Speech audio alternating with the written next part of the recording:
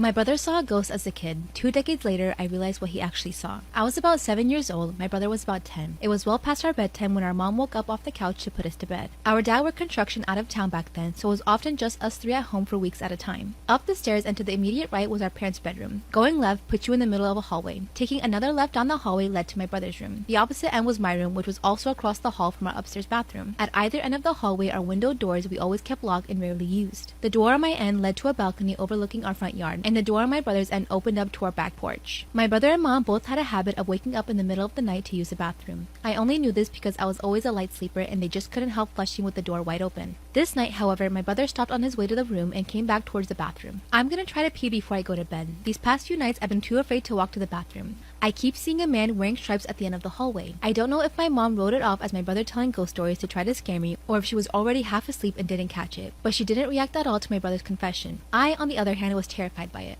The fear of seeing a ghost like that at the end of the hallway or through the windows is the reason I started running from the stairs to my bedroom at night. Years later, when I was about 18, my mom and I were having a conversation in the car about a dog we had for a very short time when I was little. We were sharing stories about Max's tendencies toward destroying my shoes and other unruly behaviors when my mom blurted out, "Do you remember that time I opened the front door for the cops and Max ran inside to the kitchen and started tearing open the big bag of dog food we had?" This really caught me by surprise because in all the years I lived in that house, we never once called the cops. I asked her what she was talking about and she looked equally surprised as if she just revealed something by accident. "Oh, that's right. I never told you because you were too young at the time. One night, I woke up hearing noises outside my window, and when I looked, I saw a man staring into my bedroom." She went on to describe how turning on the lights caused him to take off running and how she grabbed my dad's pistol before calling the cops. I can't remember all the details I gave them. Amy, and I'm 14 years old in high school.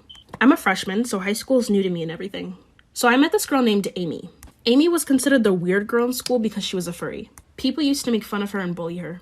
Now, I personally didn't have a problem with furries because they were just people that dressed up like animals, as long as they weren't doing anything that harmed anyone. So I figured she was one of those people, or so I thought. So I walked up to her one day and asked her what she was interested in. She actually played Minecraft, and so did I. So I asked her if she wanted to build a world together, and she smiled so brightly and said yes. I could tell she was extremely happy by this. So me and her became best friends after 5 months, and we were inseparable. She wouldn't come to school wearing furry suits anymore, but she would just come wearing like cat ears and like a tail maybe. Something more subtle. But there were a couple of red flags. She would make jokes calling dogs or animals sexy. My furry best friend kissed my dog, part 2. So there were a couple of red flags that I noticed about her. She would joke around and call dogs and cats sexy. Like she literally said one time, "Dude, if I were an animal, I'd totally sleep with those animals." And she laughed about it, but why would you joke about something like that? That's really weird. So I went to her house and she actually had a sister. Her name was Ella. One time, all three of us were just hanging out, and Ava quickly went to get something to eat for us. Her sister dead looked at me and said, "Honestly, you should just run while you can." I would not recommend being friends with this weirdo. I literally never hang out with her, and I only just come to warn her friends. There's a reason why there's no animals in this house and why she dresses up like an animal. I just looked at her in shock and said, "What do you mean by that?" But then Ava walked in with snacks, and her sister just snapped back to how she was acting before. But Ava could definitely tell that something was off. She asked me what was wrong, and I just said nothing. But I definitely took her words into consideration. I ended up leaving a note under her sister's door with my Snapchat on it, so she could. My furry best friend kissed my dog, part 3. So I left my Snapchat under her door, and I patiently waited for a response, and she actually got back to me. She told me to stop hanging out with her, but I asked her why. And she made a bunch of these claims. I can't really state it because it's too, graphic for TikTok or whatever, but what I can say is she went to a psych ward at some point. So me and her sister decided to set up cameras throughout her room, which I felt pretty bad for, but I'm really glad that we ended up doing this. So when we looked back at the footage, I literally cannot state how graphic it is due to TikTok's guidelines. For part 3, honestly, I'd recommend going to my YouTube channel. You could either click the Instagram link and my YouTube will be right there. You could click my beacons link and click the YouTube icon, or just search up Raven Colton on TikTok, and my page should be there. I'm sorry, but I really can't post anything due to the guidelines. I have way too many strikes and I'm not trying to risk anything. But in the end, she ended up cutting her off. Do you think she handled the situation the best way? Let me know in the comments down below. Am I wrong for not wanting to get my girlfriend an expensive engagement ring?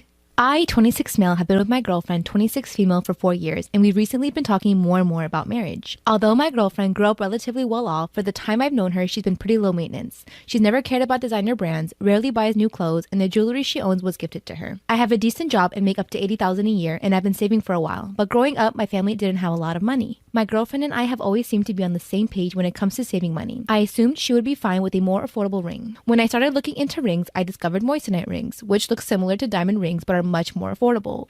I see where this is going. I was looking at rings in the $1,500 to $1,800 range.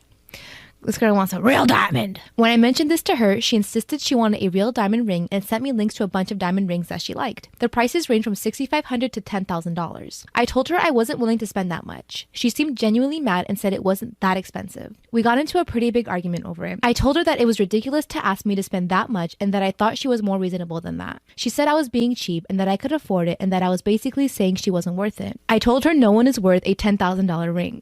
I get you, but you can't.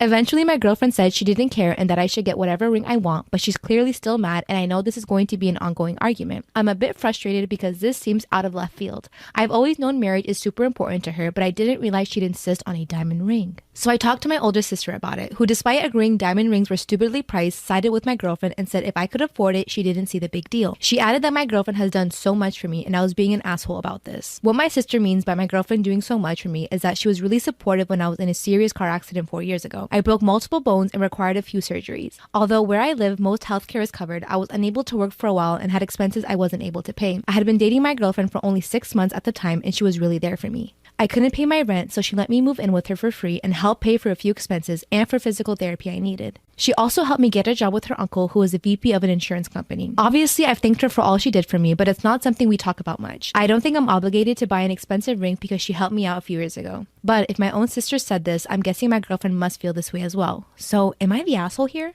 I agree with you in a sense where rings should not be, rings are a scam, it's a waste of money, but you love her and this is something that she wants. Oh, I'm conflicted. I don't know. I see both sides, but what makes you happy? I don't know. Don't listen to me. I just tell the stories. Am I wrong for breaking my promise to my husband and letting others meet our newborn before him?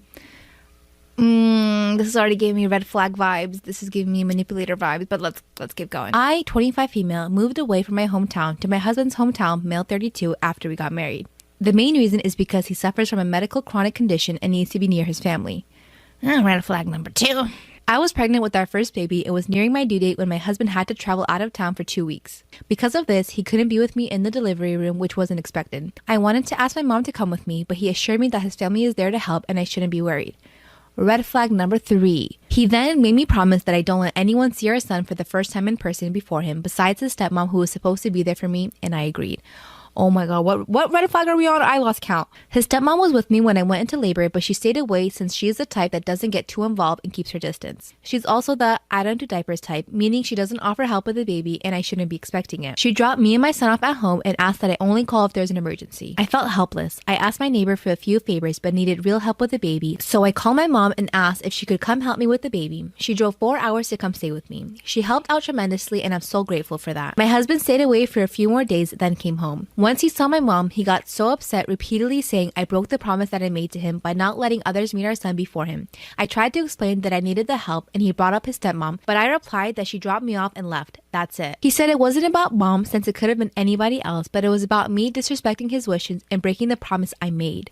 Oh, what the?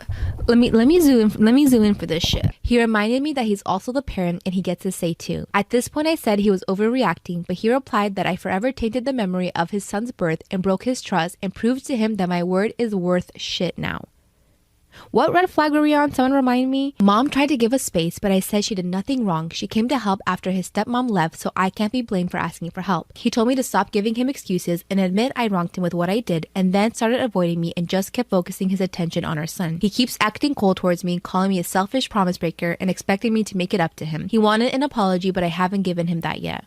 So, am I wrong here? Holy shit. The only answer to this is divorce. Nothing else. Run away. This is not the man for you. No one deserves to be talked to like that. Especially after you pushed out his baby and he wasn't even motherfucking there.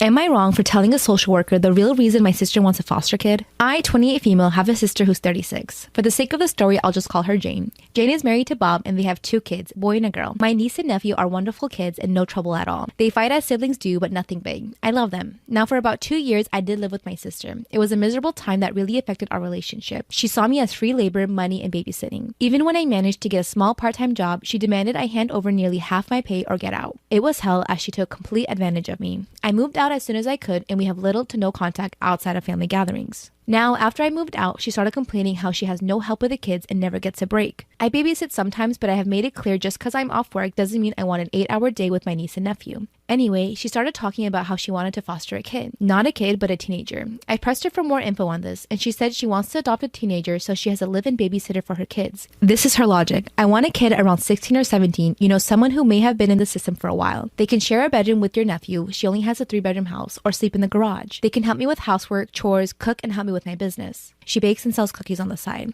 Also, babysit the kids so me and Bob can go out sometimes or have some time alone. They'll be so grateful for a home and won't complain. I won't have to pay them at all. And when they turn 18, I can just sign up for another foster kid. A teenager will be so much easier than a little kid, and they will be grateful just to have a roof, food, siblings if they have been separated from their real ones, and clothes. What the hell? How do people think of this shit? What am I reading? I was horrified, told her it was a horrible idea, but she didn't listen to me. She went on with it anyways. About a month ago, a social worker showed up at my apartment to ask me some questions about my sister. She had put me down as a character witness or something like that. I immediately told the social worker why my sister wanted to foster a kid and how she treated me when I lived with her. The lady then thanked me. My sister called crying, saying that she wouldn't be considered for any adoptions or fosters. The social worker told her that they felt her home and her weren't a good fit. She asked if I said anything and I told the truth. She went off on me, hung up, and we haven't spoken since. A couple family members are on her side. They think foster kids are effing dogs or something and would be so happy just to have a roof and would gladly do all the housework. So am I wrong here? What? Ugh. Don't have kids if you can't take care of them. Like, it's not, you don't have to have kids if you have, why, what? People are fucking stupid.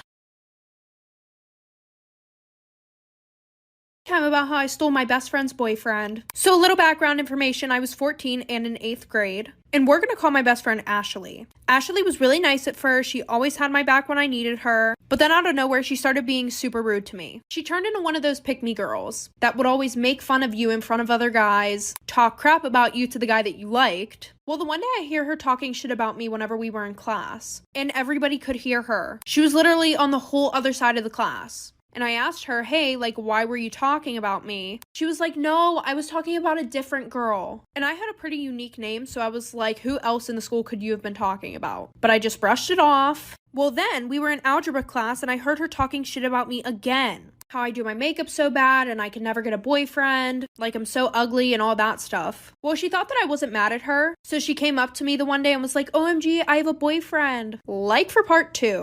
Part 2 about how I stole my best friend's boyfriend. So like I said, she would talk shit about me all the time, and I only confronted her that one time, so she thought that we were all good. So the one day before class starts, she runs up to me, she's like, oh my god, you'll never guess what? I have a boyfriend. She's like, he's so cute, he's really popular, he's on the football team. And I was like, girl, whatever, nobody cares. Until I'm sitting in my first class of the day, and I remember that she made out with my boyfriend last year. I forgave her, of course. But because karma was taking a little bit too long, I figured I had to do something about it myself. So my plan was to hook up with her boyfriend. Do I feel bad about it? Absolutely not. So I went to my school's football game, and guess who I saw? My best friend's boyfriend. She couldn't make it that night, she had something to do, so I had him all to myself. So I went up to him, I started flirting with him, and I was like, oh, you should break up with your girlfriend and date me instead. But then he was like, I thought you guys were best friends and I would never date you.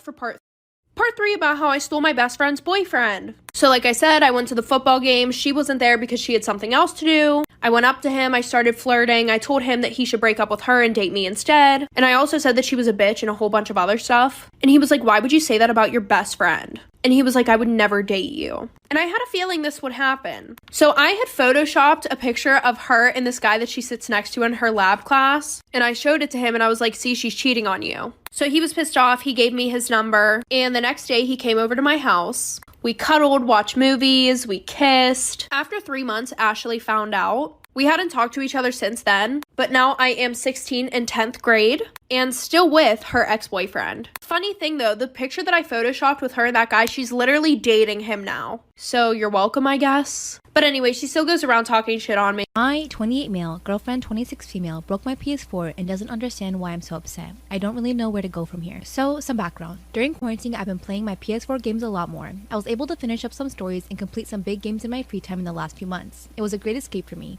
My girlfriend Liz never got it fully, but understood I liked playing it and it made me happy. I told her I was really looking forward to the PS5 and was hoping to get one soon. I missed out on the pre-order and the initial shipping wave, so I got a bit sad for a while, but knew I would eventually get one when the craze settled down, whether it was next year or the year after. Her friend Kat also knew of this because her boyfriend was looking forward to the new Xbox. This is what happened today. I was playing Final Fantasy VII Remake, finishing up some last achievements when Liz came into the room with Kat. I said, "Hey babe, how was your day?" And without warning, she pulled the PS4 out of the wall and smashed it on the ground. She then took a hammer and smashed whatever pieces were left. This happened within 20 to 30 seconds. I just looked at her shocked. I asked, "What happened? Why did you do that? Did I do something to make you mad?" This is when I noticed Kat was recording everything with her phone. Liz walks away and then comes back and shows me a PS5 box. I still don't react and she says, "Merry early Christmas." I just walk out of the room and go to the bedroom and lock the door. She probably saw this shit on TikTok and was like, "Oh, I'm gonna surprise my boyfriend with a PS5 and smash his old one." Liz comes knocking an hour later and asks, "What's wrong? I thought you wanted the PS5. I told her I couldn't even think about that because she literally just destroyed a part of my life that I've created over the last 5 years. I explained to her that she just ruined hundreds of hours of gameplay and saves that I had built up. Liz just said, "Well, can't you just do it again?" This is when I walked out and left the apartment.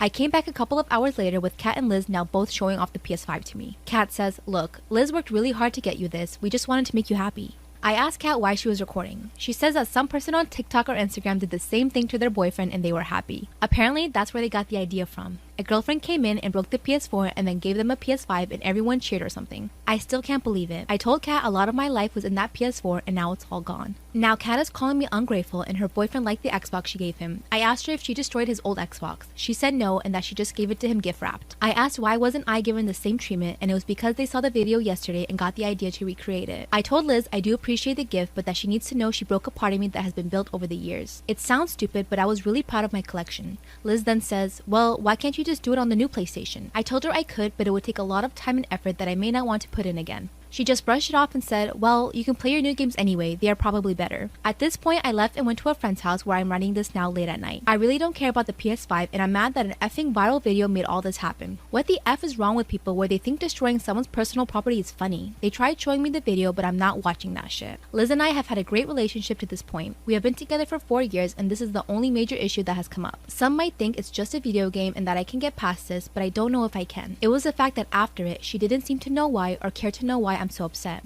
I've never had this feeling before and really don't know how to proceed here. Am I the asshole for demanding my husband cancel his boys' weekend and come home? Basically, my husband and I have been married for about 6 years and have a 3-year-old daughter, Elle. Prior to getting married and having Elle, we were both very independent people. This hasn't changed. As much as we value our couple/family time, we also both cherish time to ourselves and with our friends. We came up with an agreement that we each get 1 weekend a year to do whatever we like. Go away, stay in a hotel, go out with friends, while the other stays home looking after Elle. It's been working really well so far. Well, this past weekend was my husband's time, and he chose a fishing trip with pals, staying in a cabin roughly 30 minutes away. No problems. Saturday morning, the worst happened. My sister was involved in a serious car wreck. She's on life support. It's touch and go, and I'm devastated. I called my husband to tell him and ask he come home ASAP, and he refused. He said it's his weekend and he'll come by the hospital Monday. He wasn't totally heartless. He listened to me cry and scream and reassured me she'd be okay. How do we know that? But he was adamant that he's enjoying the remainder of his weekend and will join me today. My family are obviously noticing his absence and I'm too embarrassed to tell them. I understand this is interfering with his weekend, but this is my sister and she's in critical condition. I'm stunned. He's never been this selfish before. I'm angry, upset, confused, and I just don't know what to do. I told him if he didn't come home now, don't bother coming home at all. Now I'm wondering if I was too harsh because I haven't slept in 2 days and I'm a wreck. Am I the asshole? You're gonna want to listen to this one the whole way through. Am I the asshole for honestly telling my girlfriend what I would change about her? I watched a video where a couple asked each other what they would change about each other and they both said nothing and they're both perfect and they love each other very much. So I thought, let me try this with my girlfriend without filming, of course. She said, "I wouldn't change anything about you. Maybe I would make you less anxious about everyday stuff so you wouldn't suffer." It's true, I tend to be anxious and obsessive compulsive sometimes, but I'm dealing with it. Then she asked me, and I said I would like her to have her old body back, meaning before the pandemic when she was more muscular and a little bit thinner. Also less hairy sometimes. Am I the asshole for telling my girlfriend what I would change about her? I said I would like for her to have her old body back when she was more muscular and a little thinner. Also that she could be less hairy, and I wish her hair was more cared for. I wouldn't change anything fundamental, maybe make her legs a little thinner, but all my requests are very achievable with a little effort. Her expression changed and she locked herself in the room without saying anything. We slept on different beds, and the next day she said, I don't think that your appearance is perfect either. There are some issues, but I love you enough to not pester you about them. I asked what she meant, and she said she wished I followed her skincare advice to get rid of my acne and I could work out more. I said the difference is that I was honest and she lied. Am I the asshole for making a harmless joke about my daughter's acne? This happened a few days ago. I, 43 male, have a daughter, 16 female, that is obviously going through puberty just like any other teen. She's seeing a lot of changes in her body, most recently acne in her face and arms. I try to be supportive, and I have bought her special soaps and creams to help her control it, although I haven't seen much difference. The other day at the dining table, she was complaining to her mom about how the soaps I bought haven't been working and she feels uncomfortable. She asked if we could take her to the dermatologist to help with her acne. I then told her she should befriend the pimples since nothing she's been doing helped and they wanted to be part of her. Am I the asshole for making a harmless joke about my daughter's acne? I then told her she should befriend the pimples since nothing's been helping and they want to be a part of her. Mind you, all in a very sarcastic tone. I thought my daughter and wife would take it as is, humor, but they got really mad at me and my daughter stormed to her bedroom. My wife then scolded me, telling me I was a bad father while also telling me to apologize because those comments can affect her. I told them I was just joking and they should stop being party poopers and killing the mood. My daughter hasn't talked to me since that day and my wife thinks I'm a huge asshole for what I did. She's now only talking to me to tell me to apologize. Am I the asshole?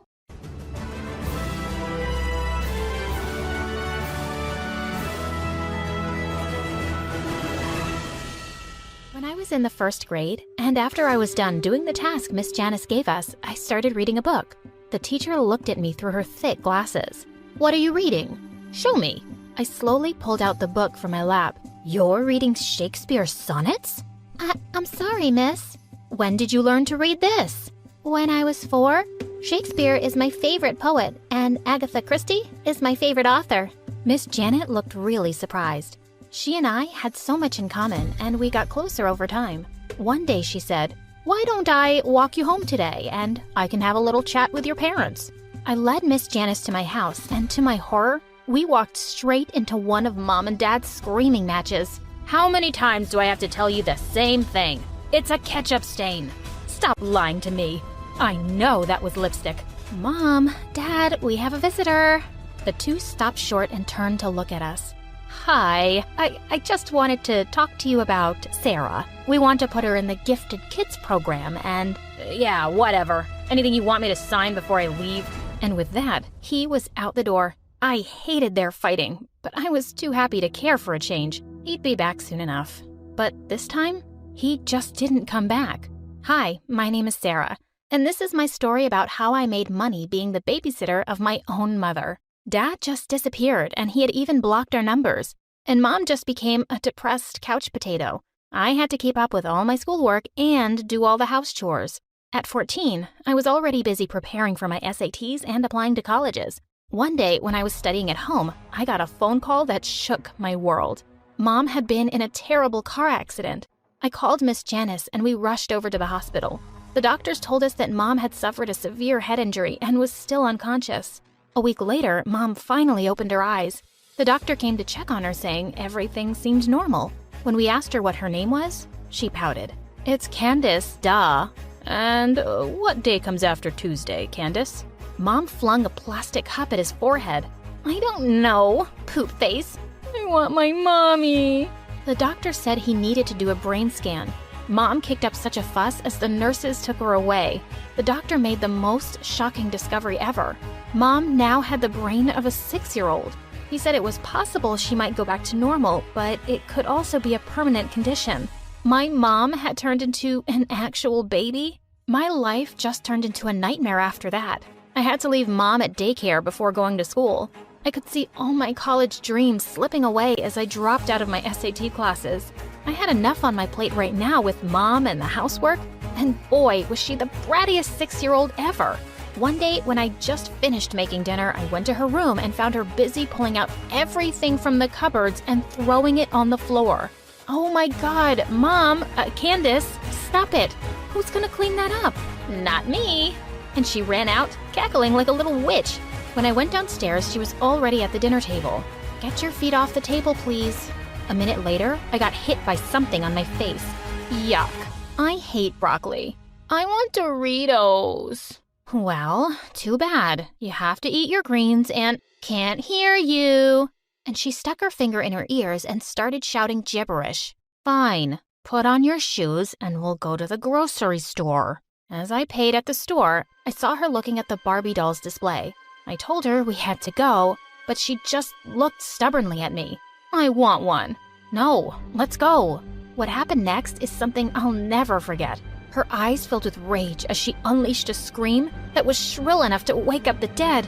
She knocked over the entire rack of Barbies and then she threw herself on the floor and started kicking and crying. Horrified, I apologized to the staff and quickly bought a doll. I couldn't get out of there faster. When we finally got home, she took one look at the Barbie and tossed it aside. Nah, it's really ugly. And she skipped off to her room happily. Just then, the doorbell rang. I opened the door to see it was Miss Janice. The minute I saw her, I hugged her and started crying. I can't do this. I can't be my mom's mom. I told her I wanted to sell Mom. I would just post it online, Mom for sale. Miss Janice just laughed and hugged me tight.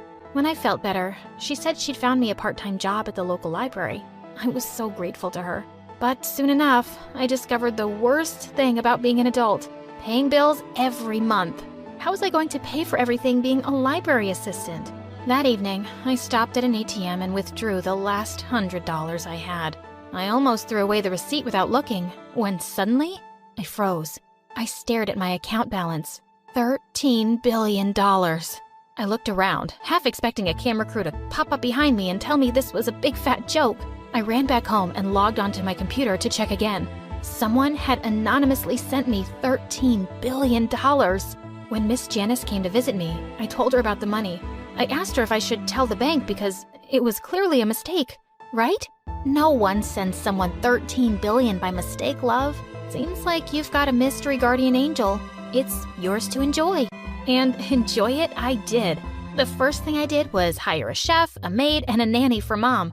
I'd now come home from school to a clean mom, folded laundry, a clean house, and fancy food on the table. I started my SAT classes and college applications again. I could go to any university now and take Mom and the nanny with me. One day, I walked into the lounge to find Mom watching Frozen for the millionth time.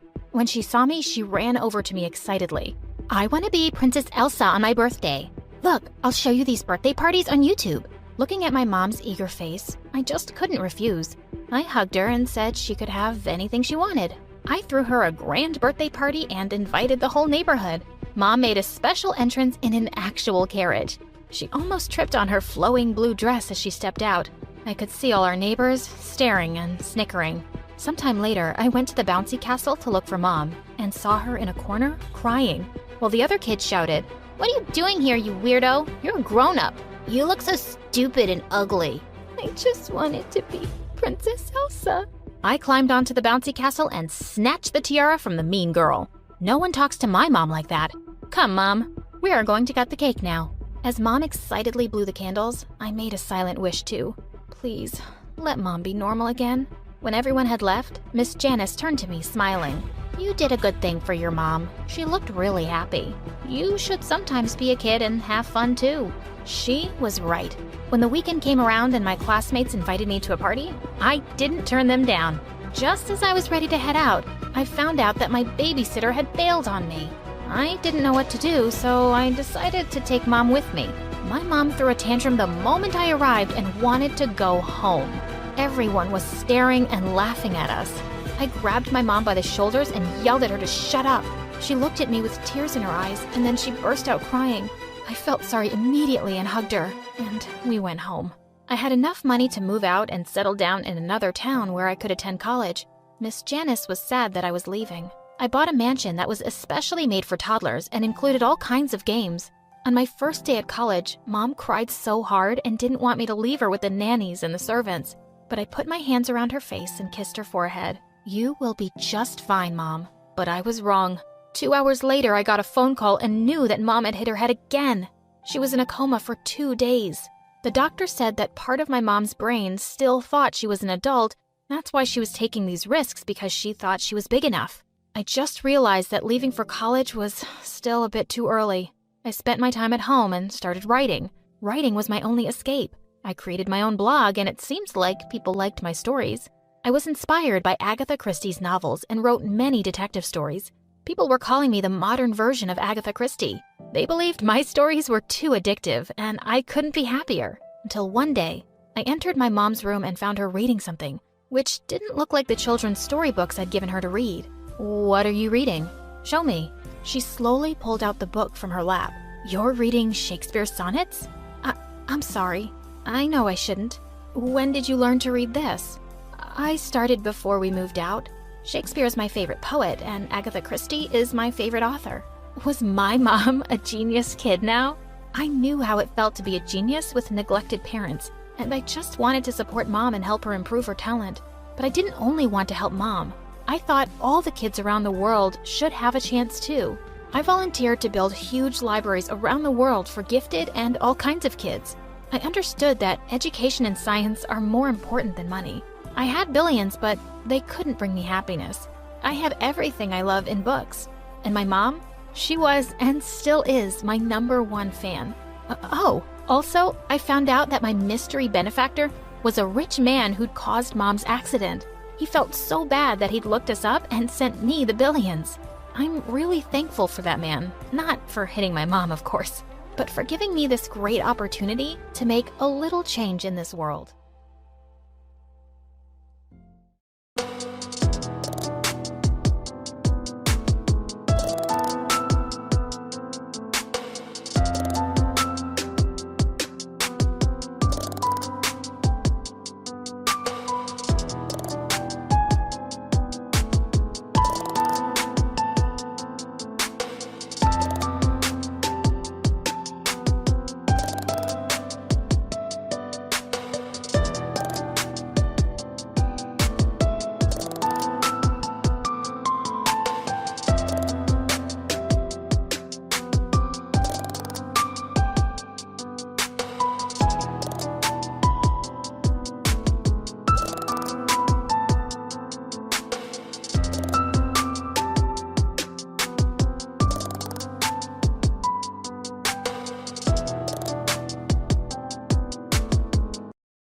Storytime about the girl next door. So around the time I lived in New York with my sister and dad, across the street there was a girl. I never knew her name, but she was really pretty. I had to be 11 and her herself maybe 15, 16. I was always playing outside, and ever so often she came out to take a baby for a stroll.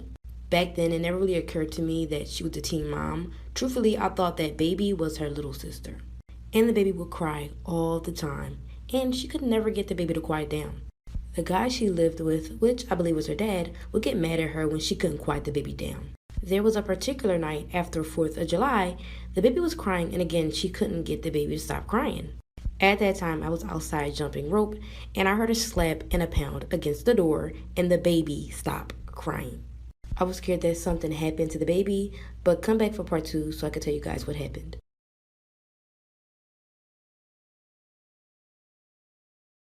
Part 2 of the girl that lived next door. So like I said, the baby was crying, and in the middle of the night, I heard a slap and a pound against the door, and the baby stopped crying.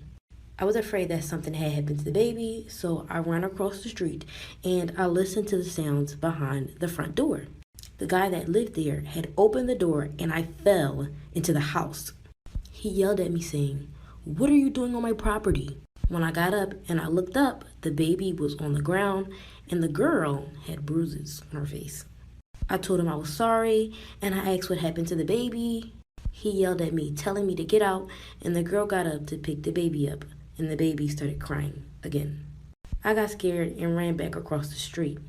And the next day, The man came back and knocked on my door. Come back for part 3. Part 3 of the girl that lived next door. So, like I said, the man came back and knocked on my door. My sister had answered, and he asked my dad, but around that time my dad wasn't home, so he just left. From then on, I was kind of afraid of going outside because I was afraid that the man was going to see me, so for a whole week, I never came out.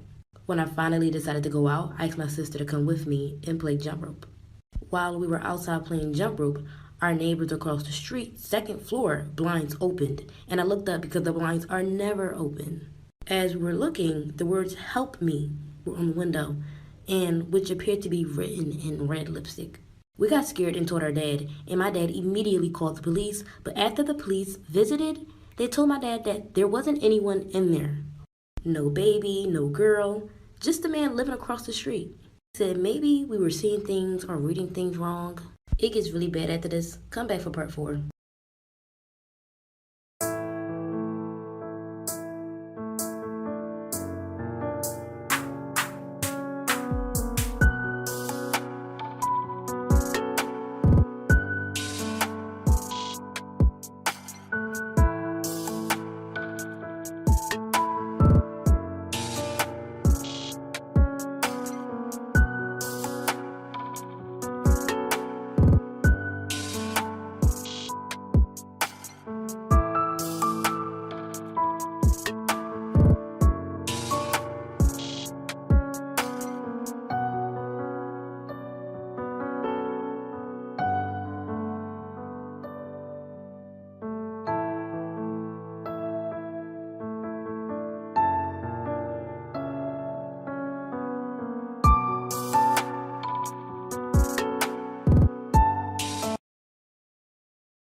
Part 4 about the girl that lived across the street. I think maybe a month after the incident, I stopped seeing the girl and I stopped hearing the baby. And I kind of stopped thinking about them for a while. I thought maybe her and her little sister moved with their mom and left the guy who I thought which was their dad. I'd say that next year I finally saw the girl, but this time she was much skinnier. She had came up to me and asked me if I seen her daughter. I said no, and she walked away. I was confused at first because I didn't know that baby was hers. Then years later, it was my prom night. Before I took a step out of my house, I seen out my window that an entire police SWAT team came to arrest my neighbor.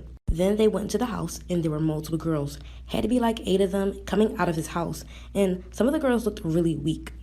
Lastly, there was a little girl and she had to be like 6, 7, and I thought it was crazy, like how did all those girls get in there? To this day, I wonder what happened to the girl next door and if she ever found her baby. I hooked up with my boyfriend's dad to be petty, but now I regret it. So obviously by the title you think I'm a crappy person. But hear me out until the end and let's see what you think. So I met my boyfriend Raphael about 7 months ago and we've been in a happy relationship since then. Until recently. Lately he's been extremely distant from me. I didn't know if he was cheating or losing interest. So my friend and I decided to do a little test. We decided to get one of the hot popular girls at our school to text him and hit him up and see how he reacts. The deal was if he wasn't loyal then I'd break up with him. And if not, I'd continue to fight for our relationship. So, long story short, he ended up passing. He blocked her and texted me and sending me screenshots of everything that had happened. I was relieved but still stressed about the little dilemma we were having. So one day, I went over while he was gaming and tried talking to him, but he completely ignored me and brushed it off. Then I went downstairs and started crying and his dad saw. His dad started comforting me and then for a moment I looked into his eyes and we stared at each other for a brief moment. And he leaned in and then, come back for part 2 to find out what happened next. Me and his dad ended up staring at each other, we leaned in and we kissed. I backed away from him and apologized for what I had done and started to freak out. But he calmed me down, reassuring me that what I did was okay and he didn't mind it. The thing is, I was 17 at the time, and his father was somewhere around his 50s. His dad was hot, I'm not gonna lie, and he looked like he was in his 30s. So we just stood there in awkward silence, and the next thing you know, I'm scooped up bridal style and taken to his room. We started making out and things were getting heated, and next thing you know, we ended up doing you-know-what. After I finished, I went up to check on Raphael to see if he had heard anything, but he didn't. He had his headphones in. I kissed him on the cheek and then I left. I started visiting his house constantly and had hookups with his dad on the regular while he was gaming. For whatever reason, Raphael randomly started showing me more affection, and me and him began being intimate again. One day, while Raphael was in the shower, his dad came into his room and asked me a serious question. He asked me if I'm running out of time, so come back for part 3. He asked me if I wanted to continue the little thing we had going on, and I politely declined. His dad looked irritated, but then he walked out. After a while, everything was fine. Raphael eventually apologized for everything he had done and he promised to make our relationship better. He said he would never make me feel that way again. I started crying and we just hugged each other for 1 hour on his bed when I was over. Our relationship was practically perfect after that. But soon one problem arose. My period was 2 months late. I told my best friend about this and she recommended I get a test. So I did. It was positive. I wasn't mad or upset that I was pregnant. My thing is, I just don't know who the father is. I did it without protection with the both of them at some point. Should I keep the baby and just explain what happened to Raphael and hope he takes responsibility? Or should I abort the baby and move on with my life and act like nothing ever happened? Comment down below your opinion on what she should do, and don't forget to follow for more story times.